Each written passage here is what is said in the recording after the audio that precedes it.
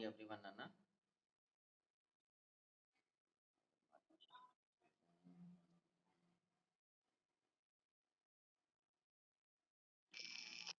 So, మనం previous class లోపల determination of the wave length by using the Newton rings చూసినాం కదమ్మా.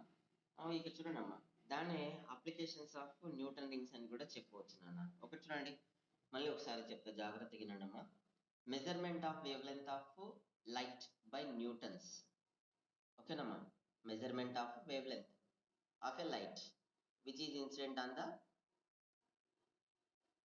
Newton rings experiment. ఓకేనమ్మా. So దాని కొరకు ఏం చేస్తామన్నానంటే, Newtonings can be put to use for measurement of lambda of light. Let dn, small dn and dn plus m. Okay, nama, be the diameters of the nth and n plus mth dark fringes.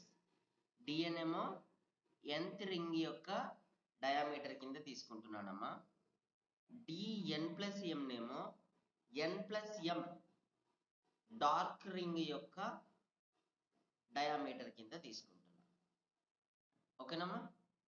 So మనకు previous లో ఒక formula వచ్చింది. ఏమని వచ్చింది నానంటే, dn square is equals to 4r into n into lambda వచ్చింది కదా. యాక్చువల్గా ఇలా ఉంది కదా నాన్న, మనకు ఇలా వచ్చింటది మీకు.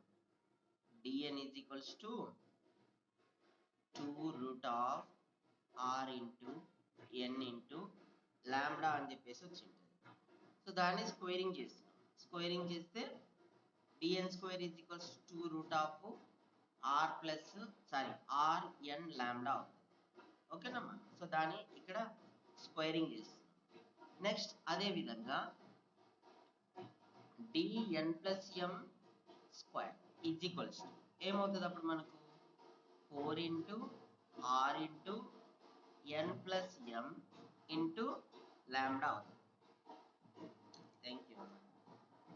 So n plus m into lambda అవుతుంది. ఆయేషా, మళ్ళీ నాకే హోస్ట్ ఇచ్చినావు ఆయేషా.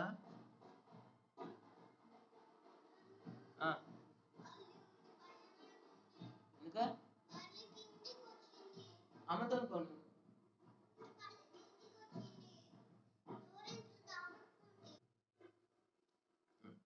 సో ఇది మనకు dn plus m square is equals to 4r into n plus m into lambda. ఓకేనమ్మా. So now I want to calculate the difference between them. Let us consider this is the equation number 1, this is the equation number 2. ఓకేనా. So ఎలా రాసుకుంటున్నాం అంటే, రెండింటి మధ్యన భేదాన్ని కనుక్కోవడం కొరకు dn plus m square minus dn square తీసుకుంటున్నాను. ఏమైతే చూడండి, is equals to 4r into n plus m into lambda minus 4r into n lambda. ఓకేనా. సో ఈ రెండింటి ఏం కామన్ తీయొచ్చమ్మా, 4r కామన్ తీయొచ్చు, లాంబ్డాను కూడా కామన్ తీయొచ్చు. సో ఏమొస్తుంది అప్పుడు, n plus m minus n, ఇక్కడ 4r లాంబ్డా కామన్ తీస్తే లాంబ్డాను కూడా కామన్ తీసుకుంటున్నాం. So minus n plus n రెండు క్యాన్సిల్ అవుతాయి. ఇంకేం మిగులుతుంది మనకు, 4r into m into lambda. దేని విలువ ఇది, dn plus m square minus dn square is equals to, మనం ఏం ఫైండ్ అవుట్ చేయాలి, determination of the lambda find out చేయాలి. So for that lambda is equals to dn plus m square minus dn square divided by 4r into m. Okay, Nama. So here capital R is called as the radius of curvature, capital R of the curved surface of lens. Okay, Nama. It can be measured by means of a స్పెరోమీటర్. స్పెరోమీటర్ సహాయంతోన మనం ఏం చేస్తామన్నానంటే, మనం ఏదైతే lens తీసుకుంటున్నామో, Plano convex lens తీసుకుంటున్నామో, ఆ lens యొక్క radius of curvature ను find out చేస్తాం. ఓకేనా నాన్న. సో ఇది determination of the lambda by using the Newton rings method. Next second application ఉందమ్మా. ఏందమ్మా అంటే measurement of refractive index of a transparent liquid. అయితే మనము లెన్స్ను ప్లానో కాన్వెక్స్ లెన్స్ను ప్లెయిన్ గ్లాస్ మీద ఇలా ఉంచినప్పుడు ఈ మధ్యలో కాంటాక్ట్ కావాలమ్మా, కంపల్సరీగా కాంటాక్ట్ కావాలి. సో ఇక్కడ మనకు ఎయిర్ ఫిల్మ్ అనేది ఏర్పడుతుంది, ఎయిర్ మీడియం అనేది ఏర్పడుతుంది. అలా కాకుండా I want to put this experiment into liquid. ఈ రెండింటి మధ్యన లిక్విడ్ తీసుకున్నట్లయితే then we have to find out the refractive index of the corresponding liquid which is placed between the plano convex lens to plain glass plates. ఓకేనమ్మా. So దాని కొరకు ఏం చేస్తామనంటే let D A D A be the diameter of the nth dark ring గా తీసుకుంటున్నానమ్మా. D A is the diameter of the nth dark ring when air is between C and G. C అంటే this is the contact. C అనేది plano convex lens, plain glass plate రెండు ఒకదానితో ఒకటి ఎక్కడైతే contact అవుతున్నాయో ఆ కాంటాక్ట్ ప్లేస్ Gగా తీసుకుంటాం, Cగా తీసుకుంటాం. అండ్ G అంటే ఏంది మళ్ళీ మనకు గ్లాస్ ప్లేట్. ఈ రెండింటికి మధ్యన ఎయిర్ తీసుకుంటే అప్పుడు మనం ఏం రాసుకున్నామమ్మా, D A square divided by 4r is equals to n lambda, లేదా ఇక్కడ ఉన్నటువంటి ఈక్వేషన్ అమ్మా అది. So that is D A square is equals to 4r into n lambda. దీని నుంచి నేను 4r యువతలు పట్టుకొని వస్తున్నాను. సో 4r యువతలు పట్టుకొని వస్తే DA square divided by 4r is equals to n lambda. ఓకేనా. సో దీని ఈక్వేషన్ నెంబర్ 1 కింద తీసుకుంటున్నాను. ఓకేనా. ఇప్పుడు ఏం చేస్తున్నాను అంటే put a drop or two drops or 1 drop of liquid and glass plate. ఎక్కడ ఈ గ్లాస్ ప్లేట్ మీద ఒక డ్రాప్ లేదా 2 డ్రాప్ల లిక్విడ్, మనకు నచ్చినటువంటి లిక్విడ్ ఏదైనా తీసుకోవచ్చు నాన్న. సో ఆ లిక్విడ్ ను 1 drop or 2 drop liquid are placed on the glass plates. ఓకేనమ్మా. అది కూడా మళ్ళీ ఎక్కడ వేయాలి, ఇక్కడ వేయకూడదు, ఇక్కడ వేయకూడదు. ఎక్కడైతే కాంటాక్ట్ ప్లేస్ ఉందో దట్ ఈస్ సి ఉంది కదమ్మా. సో సి వద్ద 1 or 2 డ్రాప్స్ ఆఫ్ లిక్విడ్ ను ఫిల్ చేయాలి. ఓకేనా. Then there will be a layer, a liquid of refractive index mu between C and G.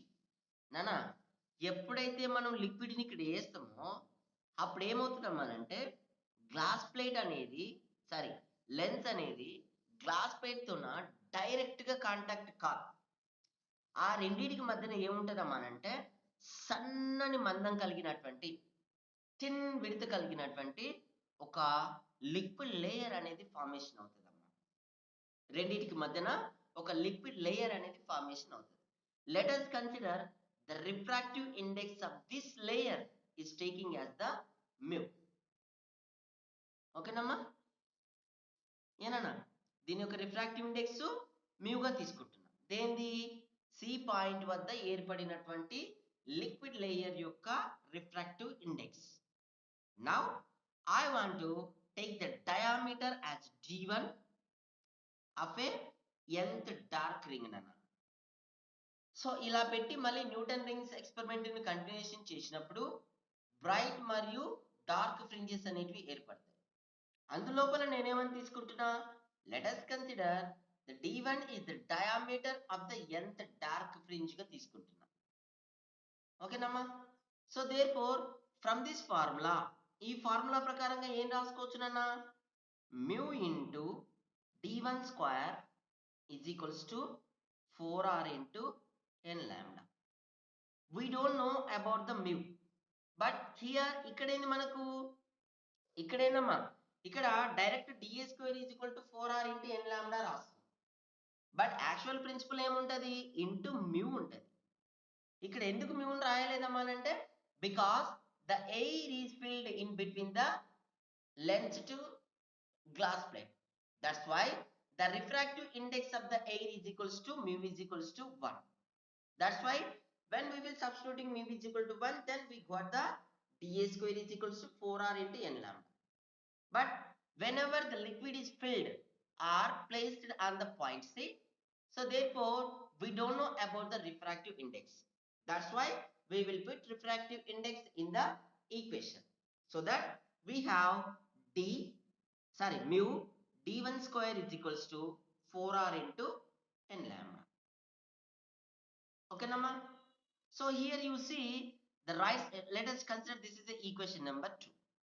From equation number 1 and equation number 2, on right side of the terms are equal. From equation number 1, we have 4r in lambda. From equation number 2, we have 4r in lambda. That's why I want to equate equation number 1 with equation number 2 on left side. So what we have, mu into d1 square is equals to dA square. From this equation, we will write as mu is equals to dA square divided by d1 square. From this, mu is equals to dA by d1 whole square. This is the refractive index of the unknown liquid. So తెలియని ఒక ద్రావణాన్ని lens కు మరియు glass plate కు మధ్య పెట్టినప్పుడు దాని యొక్క రిఫ్రాక్టివ్ ఇండెక్స్ ను ఫైండ్ అవుట్ చేస్తాం. So these two are called as the applications of the Newton rings. Find out the wavelength, that is lambda is equals to dn plus m square plus dn square divided by 4rm. That is the wavelength. And the refractive index of the liquid, that is mu is equals to d1 by dA whole square. So this is about the Newton rings. Now we will go to next topic, that is Michelson-Morley experiment. అమ్మా మనకు first semester లోపల special theory of relativity చదువుకున్నాం కదా నాన్న. Special theory of relativity లోపల Michelson మోర్లే experiment వస్తుంది. అక్కడ ఏం నేర్చుకుంటున్నానంటే, అక్కడ ఎందుకొరకు ప్రయోగాలు చేసినామమ్మానంటే రిలేటివిటీ వెలాసిటీ ఆఫ్ ఎర్త్, భూమి యొక్క సాపేక్ష వేగాన్ని కనుగొనడం కొరకు అక్కడ మైకెల్సన్ మోర్లే ఎక్స్పెరిమెంట్ ని చేయడం జరిగింది. సో దాంట్లో మనం ఏం కనుక్కుంటామమ్మానంటే నల్ రిజల్ట్ కనుక్కుంటాం. దేనిని ఆధారంగా చేసుకొని నల్ రిజల్ట్ కనుక్కున్నామమ్మానంటే ఇంటర్ఫేరెన్స్ ప్యాటర్న్ ఏర్పాటు చేయటం మూలంగా నల్ రిజల్ట్ కనుక్కున్నాం కదా. సో ఇక్కడ మనము ఏం చదువుకుంటామమ్మానంటే, ఇక్కడ discussion of the interference by using the Michelson-Morley experiment. We don't know, we will not go into the relative velocity of the earth, but we will discussing only the interference pattern, how interference pattern is placed by using the Michelson-Morley experiment. We will discussing about the Michelson-Morley experiment. Okay na? Or it is called as the Michelson-Morley interferometer. Okay na? So దానిలో మనం ముందుగా ఏం చేస్తామనంటే, let us consider in monochromatic light. ఏకవర్ణం కలిగినటువంటి single wave length కలిగినటువంటి ఒక light source తీసుకుంటాం. So ఇక్కడ ఎస్ని పెడుతున్నాం అమ్మ. దీనికి ఆపోజిట్గా ఏం చేస్తానంటే ఒక కాన్వెక్స్ లెన్స్ ఏర్పాటు చేసి ఉంచుతాం. ఒక కాన్వెక్స్ లెన్స్ను ఏర్పాటు చేసి ఉంచుతాం. ఆ కాన్వెక్స్ లెన్స్ను ఎల్గా తీసుకుంటాం. చూడమ్మా ఒకసారి ఇంట్రడక్షన్ చెప్తూ చూడన్నా. Michelson's interferometry. It is an optical arrangement designed by Michelson used to obtain the interference pattern by the process of division of amplitude. ఎందుకొరకు అనేది నేను ముందు చెప్తానమ్మా. Division of amplitude. In this instrument the interference fringes of equal thickness and equal inclination can be produced. నానా మనకు Newton rings లోపల ఒక్కొక్క fringe యొక్క విడ్త్ అనేది ఒక్కొక్క రకంగా ఉండవచ్చు. మనకు డార్క్ ఫ్రింజెస్ మరియు వైట్ ఫ్రింజెస్, బ్రైట్ ఫ్రింజెస్ రెండు ఏర్పడుతుంది కదా. ఫ్రింజ్ యొక్క విడ్త్ అనేది ఒక్కోసారి ఒక్కొక్క లాగా ఉండొచ్చు న్యూటన్ రింగ్స్ లోపల. But in case of the Michelson-Morley experiment, we have the equal thickness of the fringes అమ్మ. మీరు డార్క్ అన్న తీసుకోండి, బ్రైట్ అన్న తీసుకోండి, but thickness of the fringe is equal to everyone, and also equal inclination can be produced. So and the fringes of the letter type amma, letter type can be produced with any desired large path differences. మనం ఏర్పాటు చేసినటువంటి fringes మధ్యన path difference అనేది చాలా చాలా చాలా ఎక్కువ పెట్టుకొని క్యాలిక్యులేషన్ చేస్తాం. ఓకేనమ్మా, సో అది దానికి ఉన్నటువంటి ఇంట్రడక్షన్. నా ఒకసారి చూడండమ్మా, light starting from a source S. ఓకేనమ్మా, light starting from a source S is rendered parallel by means of the convex lens L. నానా, ఎప్పుడైతే లైట్ సోర్స్ నుంచి రేస్ అనేటివి కాన్వెక్స్ లెన్స్ మీద ఇన్సిడెంట్ అవుతావో అప్పుడు ఏం జరుగుతుందమ్మా అంటే the rays can be rendered parallel beam or the rays will be converting into parallel rays. ఓకేనమ్మా, వివిధ దిశల లోపల పతనం అవుతున్నటువంటి లైట్ రేస్ అన్నీ కూడా ఒకే దిశలో వచ్చే విధంగా మార్పు చెందిస్తారు. The incident light rays can be rendered by the convex lens L and also they can be diverted into parallel beam. ఓకేనమ్మా, so that the source behaves like a extended source. ఎప్పుడైతే ఇవి లైట్ రేస్ అనేటివి parallel light గా మారుతావో అప్పుడు ఇక్కడ ఉన్నటువంటి source ఏమని పిలుస్తామనంటే extended source అని చెప్పేసి పిలుస్తాం. రజిత మళ్ళీ ఇప్పుడు జాయిన్ అవుతుంది. ఓకేనా, రైట్ అమ్మా, వదిలేసాయి. నెక్స్ట్ అమ్మా, the rays of light are incident అనే optical plane glass plate G1. ఇక్కడ ఎల్ నుంచి ఎమర్జ్ అవుతున్నటువంటి రేస్ అనేటివి గ్లాస్ ప్లేట్ మీద ఇన్సిడెంట్ అవుతాయమ్మా. అంటే ఎలా తీసుకుంటాం నాన్న అంటే ఒక స్ట్రైట్ లైన్ ఇలా తీసుకొని ఇక్కడ ఒక గ్లాస్ ప్లేట్ను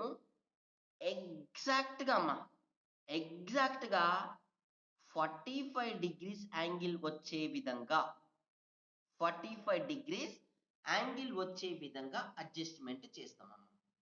ఓకేనా, let us consider this is the glass plate G1. It is 45 degrees angle of the incident light. So L నుంచి ఎమర్జ్ అవుతున్నటువంటి లైట్ రేస్ కు 45 degrees యాంగిల్ తోన G1 గ్లాస్ ప్లేట్ ను ఏర్పాటు చేసి ఉంచుతాం.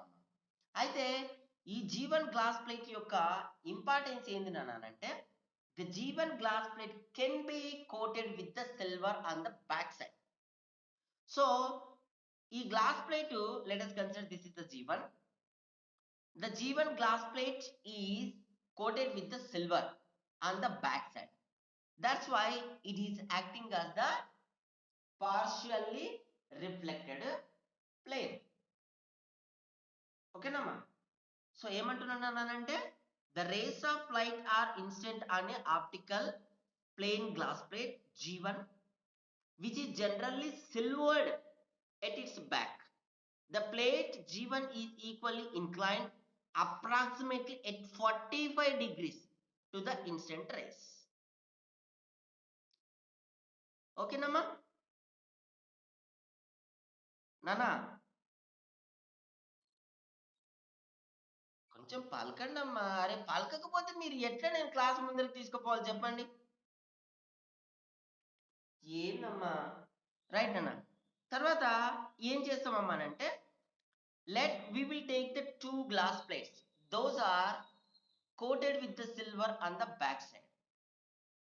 Two optical plane front silvered mirrors M1 and M2 are adjusted in such a way that their normals are mutually perpendicular to each other. ఏం చేస్తున్నామమ్మా అంటే M1 M2 అనే రెండు దర్పణాలను తీసుకుంటున్నాను. ఒక దర్పణాన్ని ఎక్కడ పెడుతున్నానమ్మా అంటే ఇక్కడ తీసుకుంటున్నాను. ఒక దర్పణాన్ని ఇక్కడ తీసుకుంటున్నాను. ఓకేనా, let us consider this is the M1 and another one is placed at back side of the G1 glass plate. ఓకేనా? సో దాన్ని ఎలా తీసుకుంటామమ్మా అంటే ఇక్కడ ఇంకొక G2 గ్లాస్ ప్లేట్ తీసుకుంటామమ్మా. అది నేను తర్వాత చెప్తామా, వర్కింగ్ కాడికి వచ్చినప్పుడు దాని గురించి వస్తుంది. ఓకేనా? And next here and here. Here we place another glass plate M2. Okay now, let us consider M1 and M2 are two mirrors which are coated with the silver on the back side. These are placed on this experiment and also they will be perpendicular to each other. ఒకదాంతో ఒకటి లంబంగా ఉండే విధంగా మరియు G1 నుంచి equal distance ఉండే విధంగా అమర్చి పెడుతున్నాను. ఓకేనా? తర్వాత ఏం చేస్తామమ్మానంటే ఇక్కడ M1 మిర్రర్కి ఏం చేస్తామమ్మానంటే ఒక స్క్రూని పెడుతున్నాను. ఇక్కడ దాని ఫిగర్ నేను మీకు పంపిస్తానమ్మా, దాన్ని చూసి వేసుకున్నాను. ఇక్కడ కొంచెం బ్రీఫ్లీ వేసుకుంటున్నా. ఒక స్క్రూ పెడతాం. ఈ స్క్రూ సహాయంతో ఏం చేస్తామమ్మానంటే G1 ప్లేట్ నుంచి రిఫ్లెక్ట్ బ్యాక్ అయ్యి M1 కు చేరుతున్నటువంటి రేస్ను ఎగ్జాక్ట్ పర్పెండిక్యులర్ ఉండే విధంగా M1 అడ్జస్ట్మెంట్ చేస్తామమ్మా. ఓకేనా? అదే విధంగా M3కి ఏముంటాయమ్మంటే M2కి ఏముంటాయమ్మా అంటే 3 స్క్రూస్ ఉంటాయి నాన్న. 3 స్క్రూలు ఉంటాయి. దీనికి ఏమో 2 3 ఇలా ఉంటాయి. 3 స్క్రూలు ఉంటాయి నాన్న. ఈ 3 స్క్రూలను అన్నిటిని కూడా మళ్ళీ ఒక రాడ్ సహాయంతో కనెక్ట్ చేసి పెడతాం. ఇవి 3 స్క్రూలు ఉంటాయి. ఓకేనా? ఇక్కడ ఉన్నటువంటి స్క్రూల సహాయంతోనే M2ను కూడా మనం అడ్జస్ట్మెంట్ చేయవచ్చు. నాన్న ఒక్కసారి చదువుతూ చూడండమ్మా. The mirrors M1 can be slided towards or away from G1 by means of a fine screw system. ఇక్కడ ఉన్నటువంటి స్క్రూ సహాయంతోన ఏం చేస్తామమ్మా అంటే they can be slided towards, దీని వైపుగా లేదా అవే ఫ్రమ్ G1, దీని వైపుగా లేదా దీని నుంచి దూరంగా పోయే విధంగా ఒక సాఫ్ట్ స్క్రూ అనేది దీనికి అమర్చబడి ఉంటుంది. అదే విధంగా mirror M2 has 3 screws at its back. With help of its screws, its inclination can be adjusted. దాని యొక్క మోషన్ అమ్మా ఇది ముందరికి వెనక్కి జరపనికి రాదు నాన్న. కాకపోతే ఏం చేస్తారమ్మా అంటే దాని యొక్క ఇంక్లినేషన్ మూమెంట్స్ ని మార్చడం కొరకు 3 స్క్రూస్ అనేది ఉపయోగించడం జరుగుతుంది. ఓకేనమ్మా? నెక్స్ట్ ఇంకొక చూడండమ్మా. A glass plate G2, this is the glass plate G2 called compensating plate. అంటే కంపెన్సినేటింగ్ ప్లేట్ అని ఎందుకు పిలుస్తున్నాం అంటే ఇట్ కెన్ బి అడ్జస్టెడ్, దీన్ని అడ్జస్ట్ చేయవచ్చు. బట్ దీన్ని మాత్రం అడ్జస్ట్ చేయడానికి వీలు కాదు. Because it is fixed with the 45 degrees angle with the incent light rays. That's why it is not moved. But we will move the G2 glass plate. Okay namma? And also this glass plate G2 is exactly similar to G1 is placed in between G1 and M2. Okay namma? So దీన్ని ఏ విధంగా అయితే ఏర్పాటు చేసి ఉంచుతున్నామో G2ను G1కు మరియు M2కు మధ్యన ఏర్పాటు చేసి ఉంచుతాం. నెక్స్ట్ లాస్ట్ వన్ ఏందమ్మానంటే a telescope is adjusted or a telescope is placed at E to see the fringes in its field by the way. మైక్రోస్కోప్ను ఎక్కడ ఉంచుతామమ్మానంటే ఇక్కడ కింద ఉంచుతాం నాన్న. మైక్రోస్కోప్ను కింద ఉంచుతాం. ఇక్కడ మనకు మైక్రోస్కోప్ ఉంటుంది. ఈ మైక్రోస్కోప్ లో ఏం చేస్తామనంటే మనము ఐ సహాయంతోన ఇక్కడ అబ్జర్వ్ చేస్తూ ఉంటాం. నానా ఒకసారి చూడండి, ఇగో ఇక్కడ ఉంది చూడమ్మా ఫిగర్ చూడండి. ఇగో M1 mirror soft screw, M2 mirror 3 screws, G2 plate, G1 plate with an angle of 45 degrees and it is taking as the P. And now L is the lens, S is the source and here enana. Very good. Here the eyepiece is at this position. ఓకేనా మనం ఇక్కడ మనము double lines ఎందుకొరకు తీసుకున్నాం అనేది explanation చేస్తున్నామమ్మా. How it will be work, ఎలా పని చేస్తుంది working.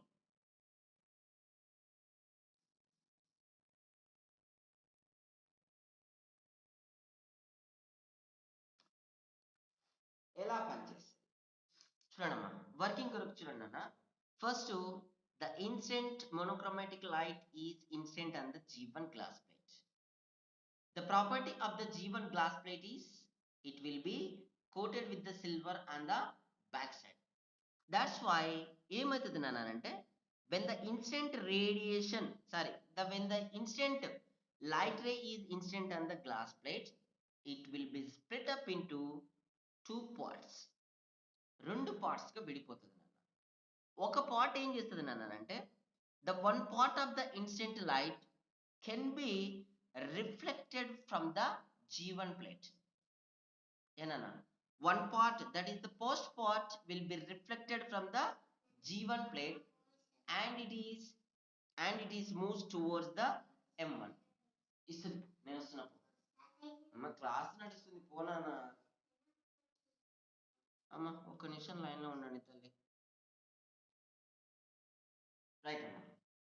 So the first part of the instant light will be reflected from the G1 and it is moves towards the M1.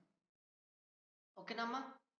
And for the second part the second part will be refracted from the G1.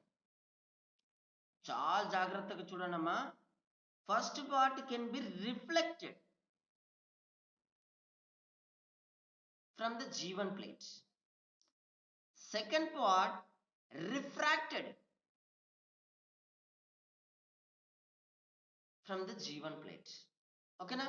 The reflected light is moves towards the M1 plate, M1 mirror, and the refracted second part refracted ray can be moves towards the M2 mirror. Okay namma. So the properties of the mirrors have, they can be coated with the silver on backside. That's why they will be act as a fully reflected planes. So దీని మీద incident అవుతున్నటువంటి రే ఏదైతే ఉందో, light ray ఏదైతే ఉందో M1 మూలంగా ఏం చేస్తుంది అమ్మానంటే రిఫ్లెక్ట్ బ్యాక్ అవుతుంది నాన్న. ఓకేనా, రిఫ్లెక్ట్ బ్యాక్ అయి జీని చేరుతుంది. నెక్స్ట్ అదే విధంగా ఏదైతే సెకండ్ పార్ట్ దీని నుంచి రిఫ్రాక్షన్ కు గురై దీన్ని చేరుతుందో అది మళ్ళీ ఇక్కడ M2 వద్ద రిఫ్లెక్షన్ కు గురవుతుంది. రిఫ్లెక్షన్ కు గురై మళ్ళీ ఏం చేస్తుంది అమ్మానంటే G1 ను చేరుతుంది. ఇప్పుడు రెండు G1 ను చేరినాయి కదమ్మా. ఇప్పుడు మళ్ళీ ఏం జరుగుతుంది నానంటే ఫస్ట్ పార్ట్ ఏదైతే M1 నుంచి వస్తుందో అది G1 మూలంగా రిఫ్రాక్షన్ కు గురవుతుంది అమ్మా. ఫస్ట్ ఏమో రిఫ్లెక్షన్ కు గురై M1 ను చేరింది, మళ్ళీ M1 వద్ద రిఫ్లెక్షన్ కు గురై G1 ను చేరుతుంది, మళ్ళీ G1 వద్ద రిఫ్రాక్షన్ కు గురవుతుంది. రిఫ్రాక్షన్ కు గురై ఏమవుతుందమ్మా అంటే ఈ విధంగా కింది దిశ లోపలికి ప్రయాణిస్తుంది. అదే విధంగా సెకండ్ పార్ట్ చూడండమ్మా. ఫస్ట్ ఏమైంది, రిఫ్రాక్షన్ కు గురైంది, ఇక్కడ ఏమవుతుంది రిఫ్లెక్షన్ కు గురవుతుంది. రిఫ్లెక్షన్ కు గురై మళ్ళీ ఏమవుతుంది G1 ను చేరుతుంది. G1 ను చేరిన తర్వాత ఇక్కడ రిఫ్లెక్షన్ కు గురవుతుంది. చూడండి, కింది దిశలో ప్రయాణం చేస్తున్నటువంటి వాటిలో రెండు రేసు, ఒకటేమో M1 మూలంగా వచ్చినది రిఫ్రాక్షన్ కు గురై కిందికి వస్తుంది, M2 నుంచి వచ్చినటువంటి రేనేమో రిఫ్లెక్షన్ కు గురై వస్తుంది. సో రెండు కూడా కింది దిశలో ప్రయాణం చేస్తున్నాయి. సో వాటిని ఏం చేస్తామమ్మా అంటే ఈ కింది దిశలో ఒక మైక్రోమీటర్ను ఏర్పాటు చేసి ఆ రెండింటి మధ్యన ఒకానొక యాంగిల్ వద్ద మనం ఏం చేస్తామమ్మా అంటే ఇంటర్ఫేరెన్స్ ను ఏర్పాటు చేస్తాం. ఇంటర్ఫేరెన్స్ ని ఏర్పాటు చేస్తే మనకు ఫ్రింజెస్ అనేటివి ఏర్పడాలి కదమ్మా.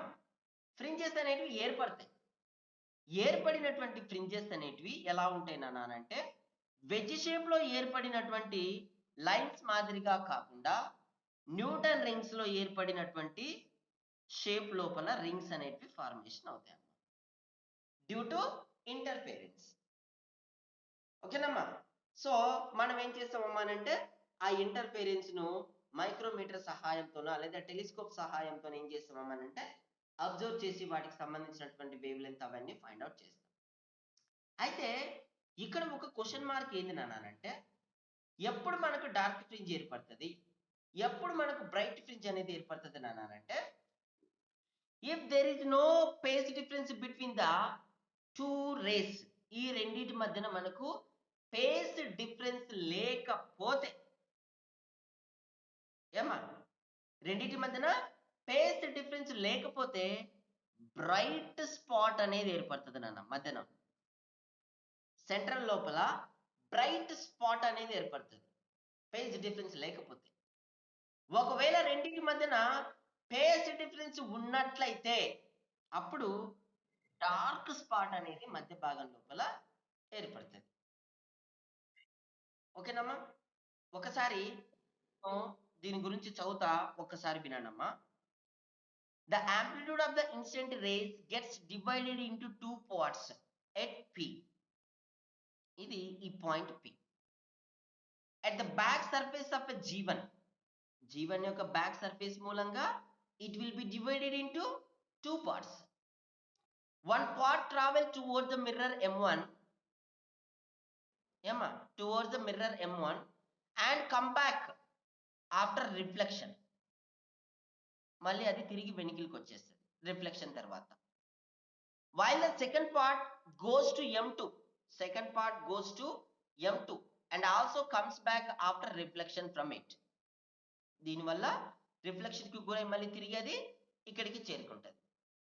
On its return journey, on its return journey of part 1 gets transmitted. నేను అదే చెప్పాను, రిఫ్రాక్టెడ్ అని చెప్పాను కదమ్మా. రిఫ్రాక్టెడ్ లేదా transmitted through G1 while part 2 gets reflected. అదే మీకు చెప్పింది. కంబ్యాక్ అయి వచ్చిన తర్వాత ఏం చేస్తుంది, M1 నుంచి వచ్చినదేమో ట్రాన్స్మిటెడ్ లేదా రిఫ్రాక్షన్ కు గురవుతుంది, రెండోదేమో రిఫ్లెక్షన్ కు గురవుతుంది. Both these parts enter the I at E to produce the interference pattern. ఓకేనమ్మా, అది ఒక పార్ట్ అన్న. నెక్స్ట్ అమ్మా, it can be easily observed that ray going along PM1 passes through the material of G1. దీని గుండా PM1 అనేది దీని గుండా ప్రయాణం చేస్తుందమ్మా. 2 సార్లు ప్రయాణం చేస్తుంది.